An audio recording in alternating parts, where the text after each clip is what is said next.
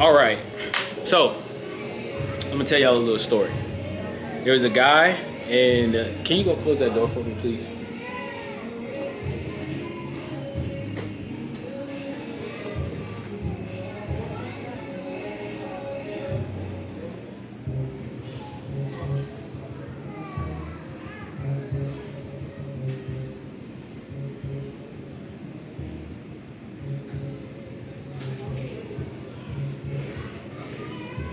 Never. I'll close it.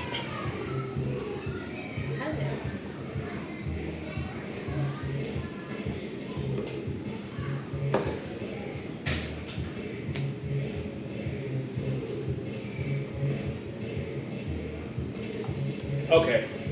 So, I'm gonna tell y'all a little story. So, summer of 2006, there was this guy who had got molested. Right? 17 years old, he had a dream playing basketball in the NBA. He went to JUCO, but unfortunately, it didn't wind up working out. He played junior college, but he wasn't really a college guy. So at 18, he joined the military.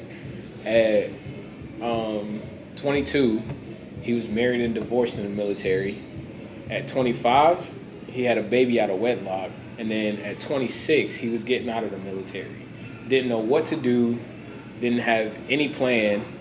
And then right after his birthday in October 1st, 2022, he got stabbed. And then 3 years later, at the age of 30, in a matter of 9 months, he's married, he has his own business, and he's a speaker and life coach. How do you think that happened in such a short period of time?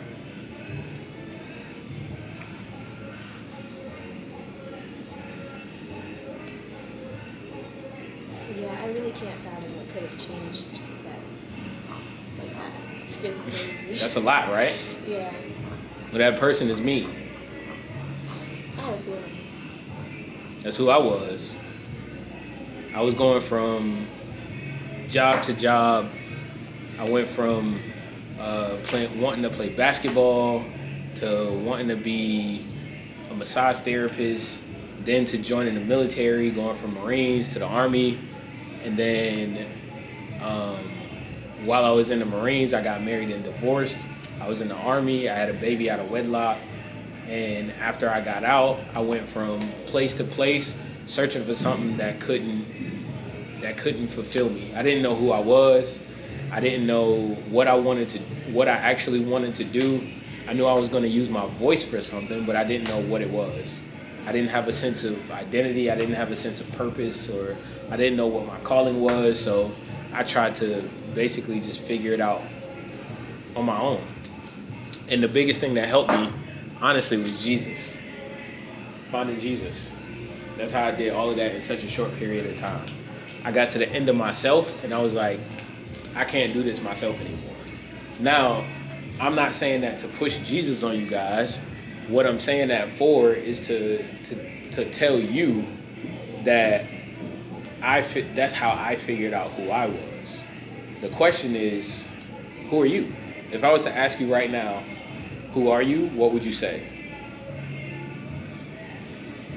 Probably just my name. Just your name? Yeah. Okay, so Kalissa, what would you say? I'm Janaya. Janaya? Just my name. But your name was something that was given to you. Yes. So if I took away your name, then who would you be? And what would you be? Who are you at that point? What would you say?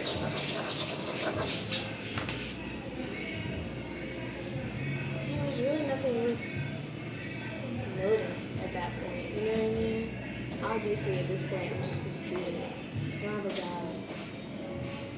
You know what I mean? There's nothing I think to say. Janaya, what would you say? If I took away your name, what would you say? If I asked you, if I took away your name and said, who are you, what would you say? How would you, if I asked, how would you describe yourself? What would you say? Same thing for you, Calissa. How would you describe yourself?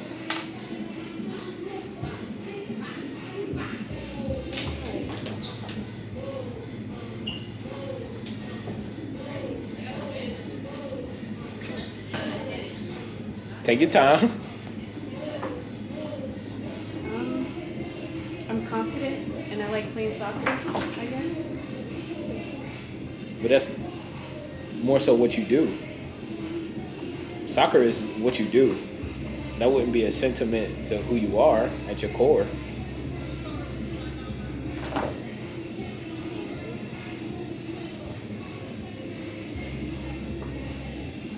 So, without your name, without what you do, how would you describe yourself?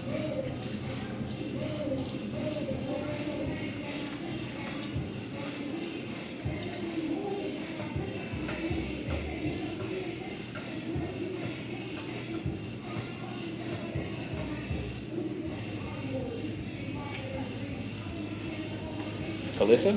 Okay. I think. I'm asking this. Okay, I'm I was looking just at her. like- I'm looking. I will be looking at one of y'all, but this question is for both of y'all. Okay. Initially, when I heard that, I thought about my personality. I would probably just say calm. Wait, you said your personality, Yeah, that's what I thought of when you asked me person. but your personality is something you develop from your environment. Right. Yeah. So that's not necessarily you. That's what you adapted to. You think so? If I develop something because of my environment, then that's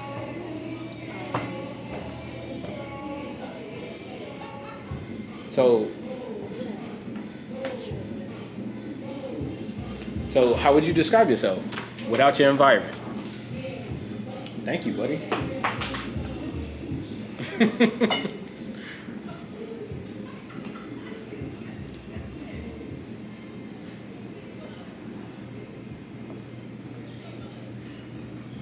So that's the whole reason I'm running this identity workshop. Stay over there, buddy. Stay over there. Is because I want to talk to y'all about two types of. So your identity is based off what it is that you value, right? Your morals and values are something that you identify with, because at the end of the day, you're a spirit having a human experience, right? So if I was to describe myself, I would say I'm joyful, I'm peaceful, I'm kind, right? Those are words that I would use to describe myself. Without having my name, without having what I do attached to my identity, right? So it's two kinds of value structures.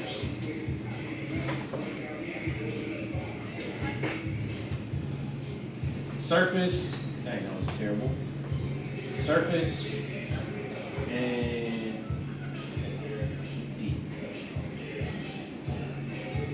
Surface level values and deep values. Surface level is beliefs, thoughts, and attitude. So beliefs, thoughts, and attitudes, right? What you believe, all of that comes out. Everything you believe, think, and your demeanor all comes out in your day-to-day walk in life. Like how you interact with people. They hear what you believe because what you believe, you speak it. They hear what you think because what you think is who's projected, and then your attitude, right? Your attitude is a byproduct of these two things, right?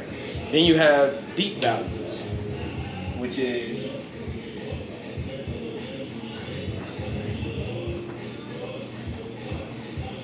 your behaviors,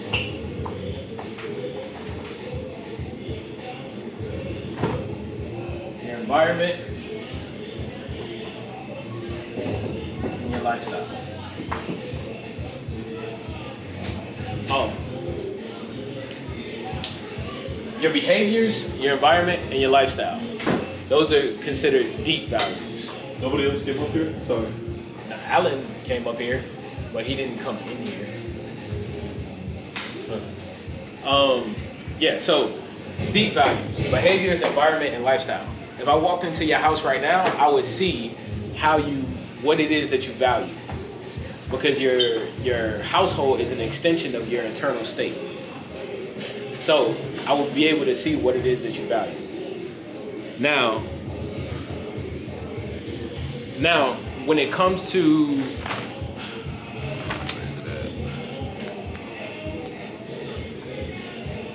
identity, it's a lot of there it is. So we all fit into one of these categories more than we do the other. So there's certain value level structures. There's 8. The first one is survival, which is similar to animals, right? And if you went to the jungle, it would be a bunch of animals, and they would live instinctively off survival tactics, off survival methods. All they do is figure out, you want to help me? You want to help me? All they do is figure out what it is, when their next meal would be. They're not really looking for it. The only time a lion gets up is when there's a threat, right? So they're living instinctively off survival and strictly off survival. The second level is tribal. This is more of the family structure, you could say. So this would be an animal kingdom.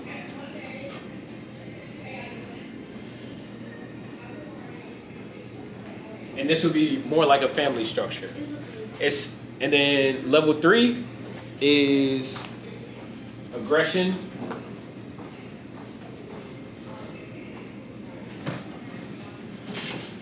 power. The biggest, the baddest, the toughest, that's who is the leader, right? Whoever's the biggest, the baddest, the toughest, that's who's the leader. It's more of like sports, where the more aggressive team, the better team, the more powerful team will win. Like in football, you play football. Somewhat. What is somewhat? I don't play for a team, but I play Like backyard football. something like that. Yeah. What would be your position if you did play football? I don't know. What have you thought about playing? Talk about wrestling. Wrestling? Yeah. Same concept. In wrestling, who would win? What would decide the winner? What attributes of a person would decide the winner? The aggression, things of that nature. Aggression, what else? I don't really know. Aggression, strength, mindset, Yeah. things of that nature, right? Now, the 4th level is hierarchy and rules. So, if you were in the military, right? It's a set of hierarchy. It's a set of rules that you gotta live by. This is more for the sake of the greater good, right? I'm sacrificing for the greater good. The same kind of thing in a family. I'm putting my needs to the back burner for the moment in order to suffice to the family. It's kind of like a father's job, right? A father has to sacrifice for the betterment of his family. Now, the 5th one is achievement. Huh? I'll get you a snack in a minute, okay? Once I'm done. Okay. So the 5th one will be achievement. So whoever has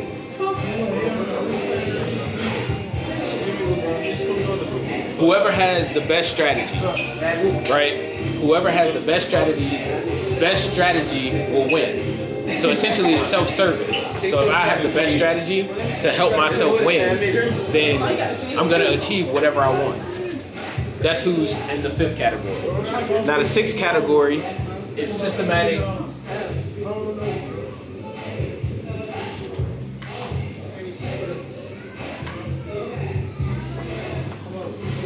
Systematic thinking or community. This is more of like,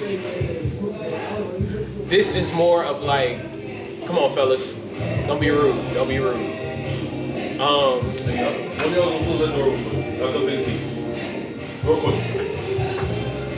This is more of like, everybody matters. Like everybody's feelings matter and nobody gets left out, right? So this wouldn't be like military where there's seniority. It would be, he might be or she might be the 1%, but they still matter because they're still a part of the whole community, right? So it's no best man takes all. It's more of a group thing. Everybody's included, right? Now the 7th is independence.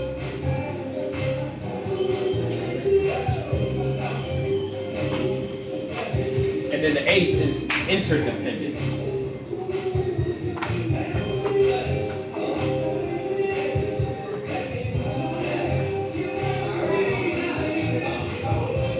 So everything is connected.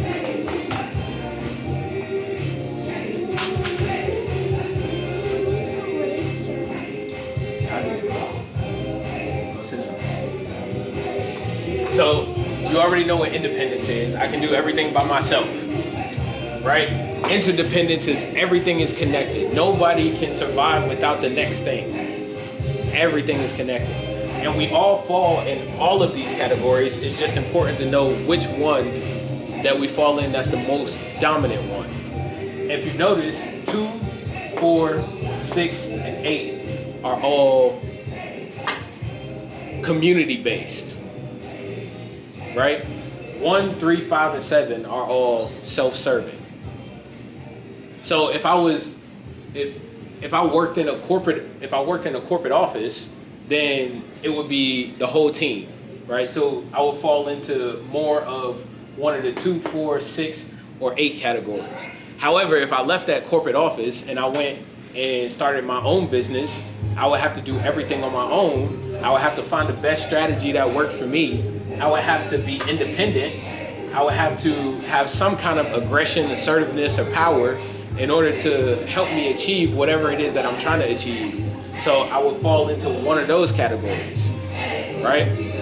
So when it comes to identity, it's essential to figure out which one of these that you fall into. You good, buddy? When it comes to identity, it's important to figure out which one of these value structures that you fall into the most. Okay?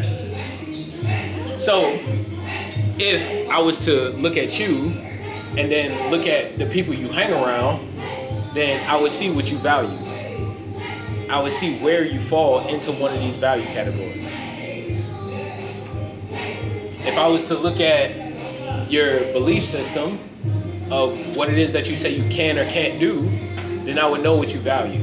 I would know who you are as a person. Right? So when it comes to identity, it's important, especially because you 17, you 16. How old are you? 15? How old are you? 18? You in the back trying to hide. 16? 16? All of y'all are in the 15 to 19 category. Y'all about to go out and experience the world. So it's important that y'all learn from a young age, figure out what it is that you value, what it is that you prioritize in your life. What it is that you need to figure out what it is that you prioritize in your life. That way, when it comes to making a decision like where you want to go to school, what you want to go to school for, what it is that you actually want to do, it's important that you understand this kind of thing. That way it helps you make those kind of decisions. It helps you engage in the people that you hang around. It helps you put up boundaries for the people that you hang around. And it helps you choose the type of lifestyle that you want to live. So all of this is super, it may seem minor, but it's very, very important. All right? That's it. I just wanted to give y'all that tidbit of information. Because I didn't have anybody else to teach me this. So I wanted to give back to y'all.